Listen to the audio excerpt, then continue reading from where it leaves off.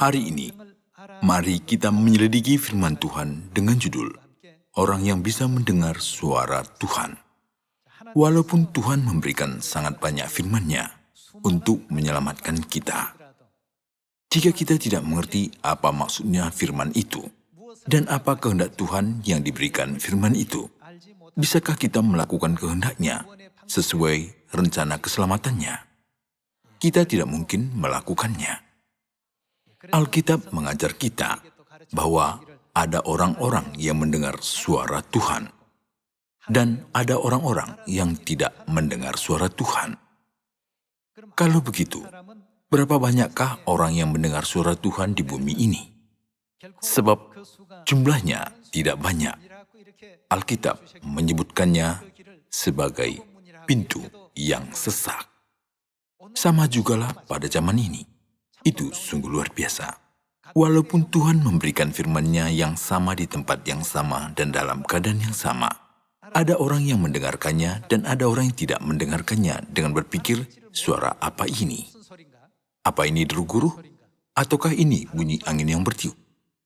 Karena mereka tidak mengetahui suara apakah itu, mereka tidak pergi ke tempat keselamatan dan jalan yang ditunjukkan Tuhan untuk keselamatan kita. Kita belum menyadari betapa bahagianya kita karena mendengar suara Tuhan. Kita mendengarkan suara Tuhan dan mengetahui apa yang diperintahkan Tuhan kepada kita. Oleh karena itu, kita dengan yakin sedang berjalan menuju ke surga, bukan? Rasul Paulus pernah berkata pada saat kematiannya sudah dekat, "Aku telah menjaga iman dan mengakhiri semua tugas yang diberikan Tuhan kepadaku. Sekarang telah tersedia bagiku mahkota kebenaran yang akan dikaruniakan kepadaku oleh Tuhan." Dia mungkin memiliki rasa bangga seperti itu pada akhirnya, karena semua yang telah Rasul Paulus lakukan pada semua masa hidupnya. Mendengar dan memahami suara Tuhan dan mengikutinya, bukan? Mari kita baca Yohanes pasal 12, ayat 28 kita baca. "Bapa, muliakanlah namamu."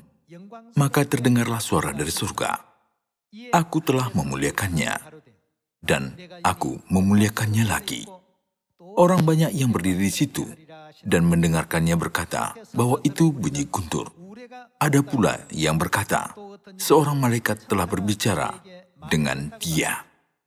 Kita memperhatikan firman ini di ayat 28 hari ini.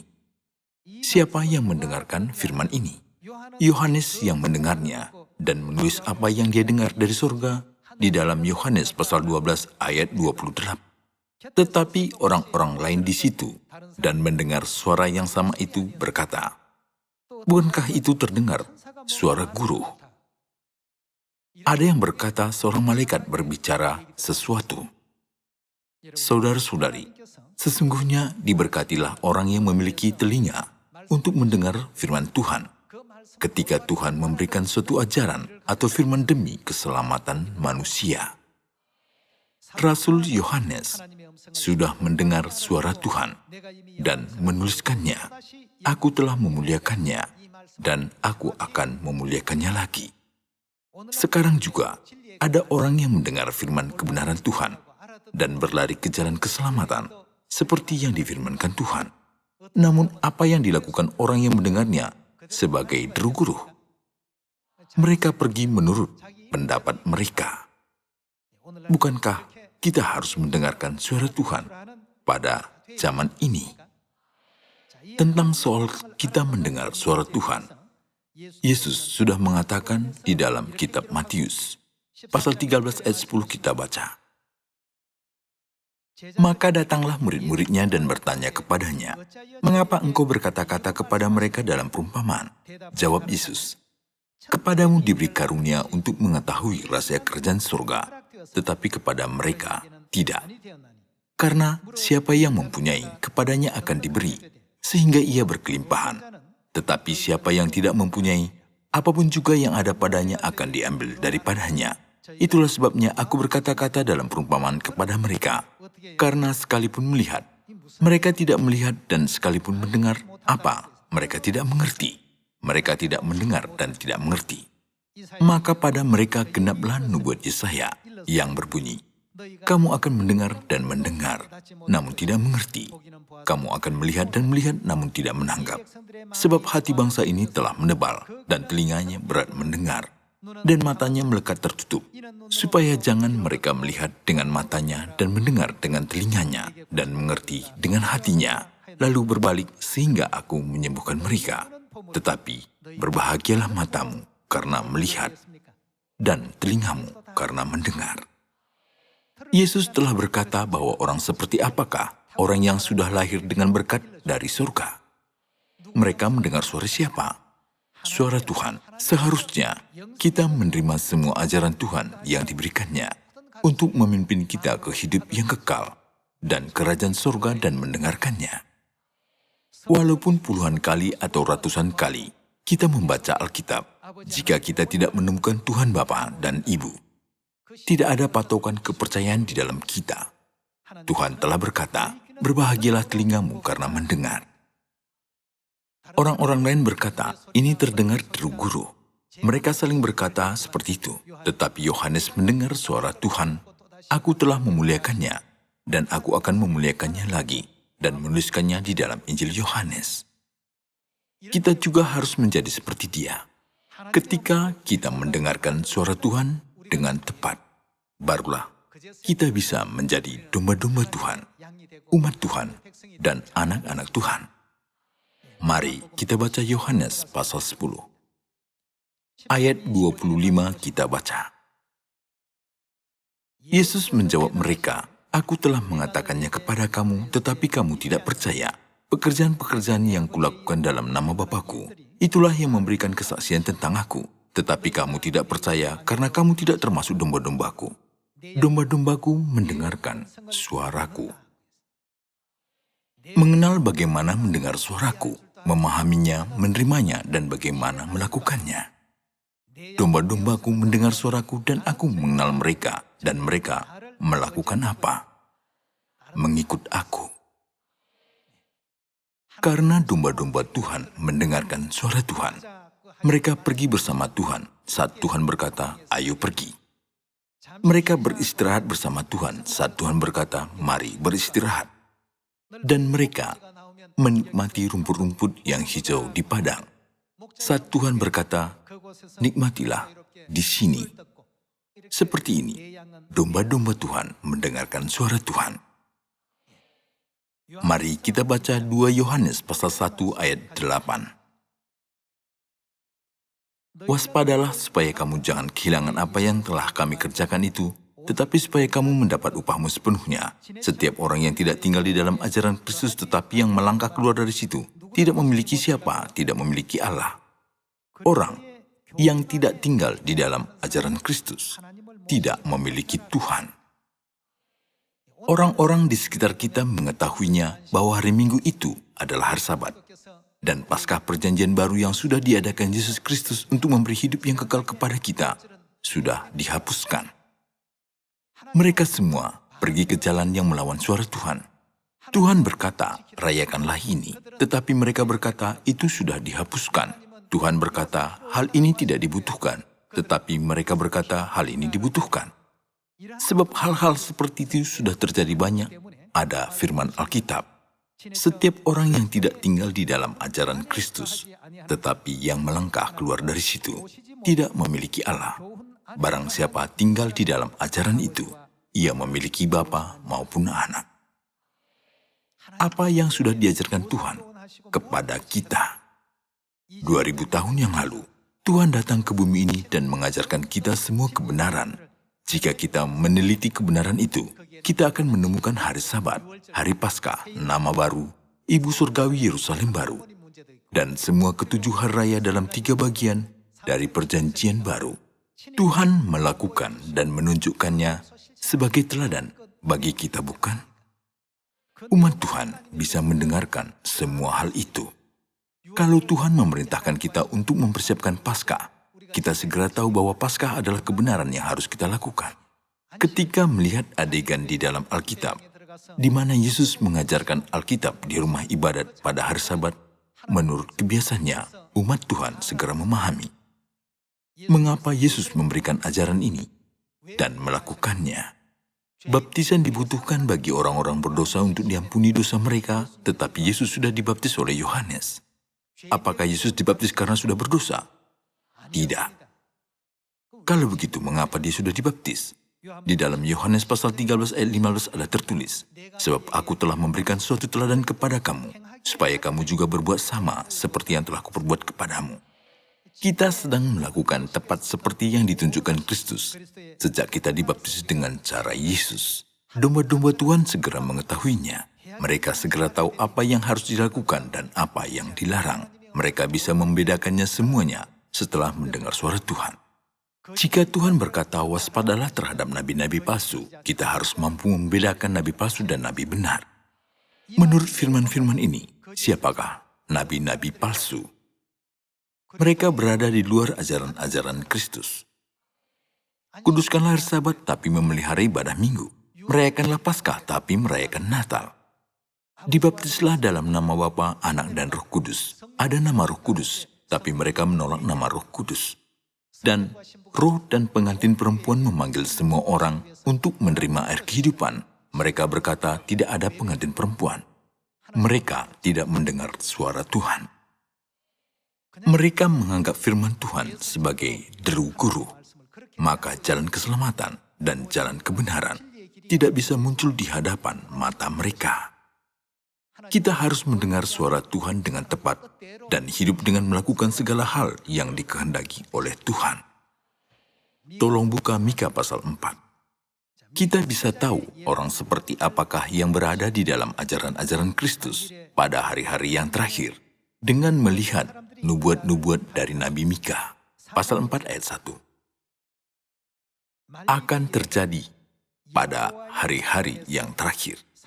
Gunung rumah Tuhan akan berdiri tegak, mengatasi gunung-gunung, dan menjulang tinggi di atas bukit-bukit. Bangsa-bangsa akan berduyun-duyun ke sana, dan banyak suku bangsa akan pergi serta berkata, "Mari, kita naik ke gunung Tuhan, ke rumah Allah Yakub, supaya Ia siapakah di sini? Yaitu Tuhan mengajar kita tentang apa? Tentang jalan-jalannya. Dan supaya kita berjalan menempuhnya, sebab dari Sion akan keluar pengajaran dan firman Tuhan dari Yerusalem." Kita perlu mendengar ajaran-ajaran yang Tuhan berikan pada hari-hari yang terakhir ini. Tuhan dengan tegas sudah berkata kepada semua umat manusia bahwa bukan pada zaman Bapa dan zaman Anak, tetapi pada zaman Roh Kudus akhir zaman ini, Dia akan melakukan pekerjaan ini. Kalau begitu, semua yang kita lakukan di dalam kebenaran, seperti hari Sabat, baptisan, peraturan tudung dari Perjanjian Baru, adalah ajaran-ajaran yang diberikan Tuhan pada zaman Roh Kudus ini. Tetapi ada jiwa-jiwa yang malang karena belum mendengar semua firman Tuhan ini. Apa yang harus kita anggap sebagai hal yang paling penting pada zaman Roh Kudus ini adalah kebenaran tentang ruh dan pengantin perempuan, yaitu Tuhan Bapa dan Tuhan Ibu. Tanpa memahami tentang itu, kita pasti bingung dalam membaca Alkitab. Oleh karena itu, Bapa telah menulis di bagian akhir buku kebenarannya, pada hari-hari yang terakhir, roh dan pengantin perempuan akan muncul dan memanggil semua umat Tuhan yang belum percaya kepadanya kepada kebenaran dan memimpin mereka ke kerajaan surga. Nabi Mika bernubuat tentang hal itu dengan berkata, ia mengajar kita tentang jalan-jalannya. Jika begitu, dengan cara apakah Bapa Surgawi datang dan mengajar kita tentang roh dan pengantin perempuan? Mari kita dengar suara Tuhan di dalam Kejadian pasal 1. Sekarang banyak gereja bersikeras berkata, Tuhan yang akan menyelamatkan umat manusia hanya satu. Tetapi di Kejadian diajarkan bahwa Tuhan tidak satu, tetapi dua. Kita harus mendengar suara Tuhan ini dengan tepat. Mari kita baca Kejadian pasal 1 ayat 26. Berfirmanlah Allah, baiklah kita menjadikan manusia menurut gambar dan rupa kita. Itu bermaksud bahwa Tuhan yang sudah menciptakan manusia tidak mungkin satu, bukan? Sama seperti Yohanes sudah mendengar suara Tuhan, aku telah memuliakannya dan aku akan memuliakannya lagi. Kita semua sedang mendengar firman ini dengan benar. Ayat 26 sekali lagi. Berfirmanlah Allah, baiklah kita menjadikan manusia menurut gambar dan rupa kita, supaya mereka berkuasa atas ikan-ikan di laut dan burung-burung di udara dan atas ternak dan atas seluruh bumi dan atas segala binatang melata yang merayap di bumi. Maka Allah menciptakan manusia itu menurut gambarnya.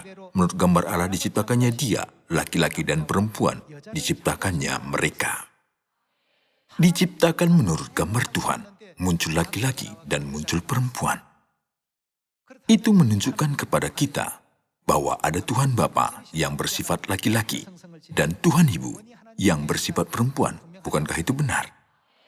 Jadi mari kita menciptakan manusia yang hidup. Karena ada dua, tidak bisa berkata, baiklah aku bukan. Tuhan itu jamak. Bagi kita tidak hanya ada Tuhan Bapa, tetapi juga ada Tuhan Ibu. Itulah sebabnya Yesus sudah mengajar kita, doa Bapa kami, agar kita berdoa Bapa kami yang di surga. Dan di dalam Galatia pasal 4 ayat 26 ada tertulis, Yerusalem surgawi adalah perempuan yang merdeka, dan ialah ibu kita. Melalui firman itu, mengajarkan kita bahwa ada ibu. Di dalam Alkitab asli yang berbahasa Ibrani, disebutkan Tuhan Bapa dan Tuhan Ibu dengan kata Elohim. Elohim adalah sebuah kata Ibrani yang berarti Tuhan-Tuhan. Tuhan dalam jamak, bukan satu Tuhan. Jika begitu, kata apa yang menunjukkan Tuhan dalam tunggal? Disebutkan dengan kata El atau Eloah. Namun lebih dari 2.500 kali disebut kata Elohim di dalam Alkitab. Di akhir kata dari Eloah ditambahkan imbuhan im. Kata itu berarti Tuhan, Tuhan. Imbuhan im digunakan untuk nomina tunggal menjadi nomina jamak. Itu sama dengan imbuhan s dalam tata bahasa Inggris. Hampir semua firman Alkitab berfirman Allah. Ini ditulis dalam Alkitab asli yang berbahasa Ibrani sebagai Elohim. Mari kita pastikan lagi melalui Kejadian pasal 11. Ayat 1 kita baca. Adapun seluruh bumi satu bahasanya dan satu logatnya, maka berangkatlah mereka ke sebelah timur dan menjumpai tanah datar di tanah Sinear, lalu menetaplah mereka di sana. Mereka berkata seorang kepada yang lain, marilah kita membuat batu bata dan membakarnya baik-baik. Lalu bata itulah dipakai mereka sebagai batu dan tergala-gala sebagai tanah liat. Juga kata mereka, marilah kita dirikan bagi kita sebuah kota dengan sebuah menara yang puncaknya sampai ke langit. Dan marilah kita cari nama, supaya kita jangan terserak ke seluruh bumi. Lalu turunlah Tuhan untuk melihat kota dan menara yang didirikan oleh anak-anak manusia itu. Dan ia berfirman, mereka ini satu bangsa dengan satu bahasa untuk semuanya. Ini barulah permulaan usaha mereka. Mulai dari sekarang apapun juga yang mereka rencanakan, tidak ada yang tidak akan dapat terlaksana. Baiklah siapa? Baiklah kita turun dan mengacau balaukan di sana bahasa mereka, sehingga mereka tidak mengerti lagi bahasa masing-masing. Ketika Tuhan menghentikan orang-orang mendirikan menara yang bernama Babel, dia berkata, baiklah kita. Di sini, siapakah yang dimaksudkan dalam kata kita? Di dalam proses penciptaan Tuhan yang menciptakan manusia di dalam Kejadian pasal 1, bukan hanya ada Tuhan Bapa, tetapi juga ada Tuhan Ibu. Dan Tuhan Bapa dan Tuhan Ibu menghentikan sebuah pekerjaan yang jahat, pendirian menara Babel di dalam Kejadian pasal 11. Bukan hanya itu saja.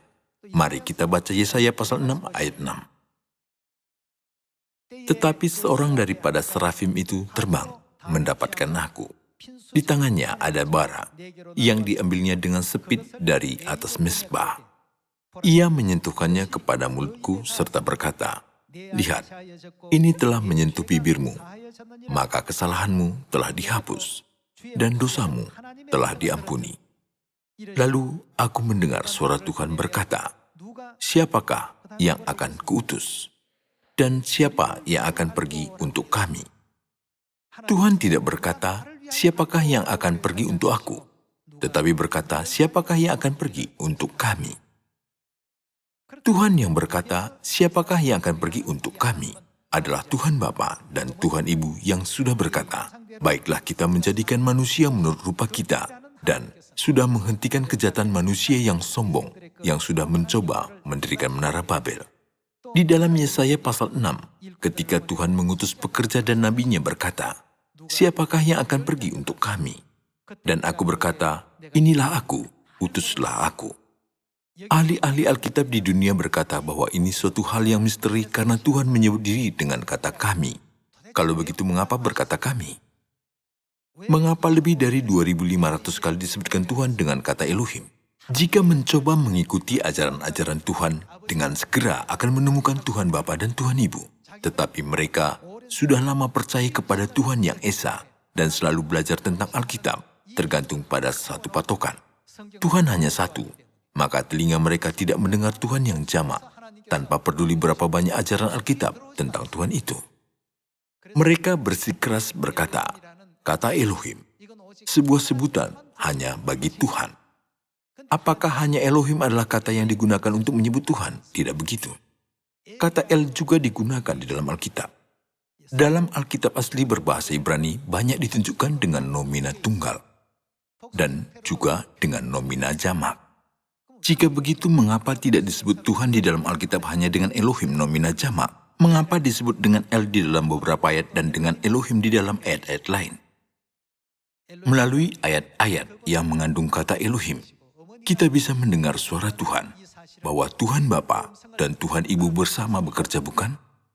Kita bisa dengar. Dapatkah kita berdiam di dalam ajaran-ajaran itu atau tidak? Tetapi beberapa orang membuat ajaran-ajaran mereka sendiri. Jadi, ajaran-ajaran yang paling penting tentang Tuhan Bapa dan Tuhan Ibu, yang dimulai dari Kejadian, sudah banyak diubah. Maka mereka sudah menolak Yesus yang sudah datang ke bumi ini dan menyalibkannya. Bukan hanya itu saja, tetapi juga mereka menolak Kristus yang datang sekali lagi untuk menyelamatkan kita. Walaupun di dalam Mika pasal 4 dinubuatkan bahwa Tuhan akan datang mengajar jalan-jalannya pada hari-hari yang terakhir, tidak seorang pun yang menerimanya. Karena tidak ada orang yang bertelinga untuk mendengarnya dan tidak berada di dalam ajaran-ajarannya. Hari ini melalui Kejadian pasal 1, Kejadian pasal 11, dan Yesaya pasal 6 kita melihat Tuhan berulang-ulang menyebutkan diri dengan kata kita seperti, baiklah kita menjadikan manusia menurut rupa kita, baiklah kita turun dan mengacau balaukan di sana bahasa mereka, dan siapakah yang akan pergi untuk kami? Melalui itu, kita sudah menyaksikan Tuhan Bapa dan Tuhan Ibu bersama bekerja. Kalau begitu, apakah Tuhan Bapa dan Tuhan Ibu ada hanya di dalam perjanjian lama, tidak ada di dalam perjanjian baru? Ada juga. Benar-benar ada kata Bapa dan Ibu di dalam perjanjian baru. Karena orang-orang susah percaya, Tuhan sudah menyambungkan semua 66 buku Alkitab dengan pasangan ayat, supaya domba-domba Tuhan bisa mendengarnya. Mari kita baca halaman terakhir dari Alkitab, Wahyu pasal 22, ayat 17 kita baca. Roh dan pengantin perempuan itu berkata, marilah. Dan barang siapa yang mendengarnya, hendaklah ia berkata, marilah. Dan barang siapa yang haus, hendaklah ia datang. Dan barang siapa yang mau, hendaklah ia mengambil air kehidupan dengan cuma-cuma. Siapakah Roh Kudus? Tuhan Bapa. Siapakah pengantin perempuan bagi Tuhan Bapa? Tuhan Bapa dan Tuhan Ibu sedang menyerukan apa kepada semua umat manusia? Barang siapa yang mau, datanglah kepada kami dan ambil air kehidupan dengan cuma-cuma. Bukankah mereka sedang memanggil kita? Tuhan Bapa dan Tuhan Ibu tidak hanya disebutkan di dalam Kejadian pasal 1, tetapi juga di dalam Wahyu pasal 22. Di bagian terakhir dari Alkitab, mereka muncul dan berseru. Rasul Yohanes secara tepat melihat di dalam Wahyu dan menuliskan kehendak Tuhan, bukan? Kita harus mendengarkan suara ini.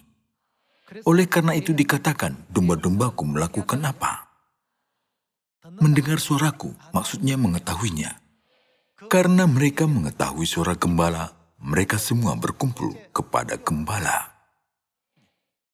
Di dalam Yeremia pasal 3 ayat 17 ada nubuatan. Pada waktu itu, Yerusalem akan disebut tahta Tuhan, dan segala bangsa akan bagaimana? Akan berkumpul ke sana. Mereka semua akan datang kepadanya. Mari kita baca pasal 22 ayat 17 sekali lagi. Roh dan pengantin perempuan itu berkata, Tuhan Roh Kudus dan Ibu Surgawi kita, pengantin perempuan bagi Tuhan Roh Kudus itu berkata, marilah. Dan barang siapa yang mendengarnya hendaklah ia berkata, marilah. Dan barang siapa yang haus hendaklah ia datang, dan barang siapa yang mau, hendaklah ia mengambil air kehidupan dengan cuma-cuma. Aku bersaksi kepada setiap orang yang mendengar perkataan-perkataan nubuat dari kitab ini, jika seseorang menambahkan sesuatu kepada perkataan-perkataan ini, maka Allah akan menambahkan kepadanya malapetaka-malapetaka yang tertulis dalam kitab ini. Dan jika seseorang mengurangkan sesuatu dari perkataan-perkataan dari kitab nubuat ini, maka Allah akan mengambil bagiannya dari pohon kehidupan dan dari kota kudus, seperti yang tertulis di dalam kitab ini. Karena kita mendengar suara Tuhan, kita tidak berani menambahkan atau mengurangi firman-firman dari kitab ini. Bukankah begitu? Jika menambahkan sesuatu, malapetaka-malapetaka akan datang. Dan jika mengurangkannya, hak untuk masuk ke dalam kerajaan surga diambil dari kita. Jadi bagaimana kita bisa menambahkan atau mengurangi sesuatu dari suara Tuhan? Setelah bersaksi tentang roh dan pengantin perempuan yang memanggil kita untuk menerima air kehidupan, Tuhan memperingatkan kita untuk tidak menambahkan atau mengurangi dari nubuat Alkitab. Jika begitu, bagaimana seharusnya kita memandang roh dan pengantin perempuan? Siapakah yang berkata di sini? Roh dan pengantin perempuan. Jadi, bagaimana mungkin pengantin perempuan dapat berbicara jika dia tidak ada? Saudara-saudari, tidak ada hal yang muncul dengan sendirinya di dunia ini. Saya pernah terkejut karena hal-hal menjadi terbukti bahwa Tuhan hidup dan bekerja. Saya sangat heran karena setengah dari populasi bumi adalah laki-laki dan setengah lainnya adalah perempuan. Bukankah mungkin saja terjadi 70% laki-laki dan 30% adalah perempuan? Atau 70% perempuan dan 30% adalah laki-laki? Atau bisa jadinya pada suatu tahun hanya laki-laki yang dilahirkan, bukan? Tetapi itu luar biasa. Jika Tuhan tidak hidup dan bekerja untuk mengontrolnya, bagaimana jumlah populasinya diatur seperti ini? Tuhan kita benar-benar ada. Tuhan sedang bekerja. Kita harus percaya hal itu dan harus mendengarkan suara Tuhan dan berdiam di dalam ajaran-ajarannya. Tuhan kita adalah Tuhan yang hidup. Tuhan arsitek kehidupan, Dia benar-benar ada. Jadi mari kita ikuti kemana saja Tuhan pergi dan menuruti ajaran apa yang diberikannya, supaya kita semua bisa mengambil bagian dalam tanah air surgawi yang disediakan Tuhan. Saya menutup khotbah berharap berkarunia di firman ini. Terima kasih.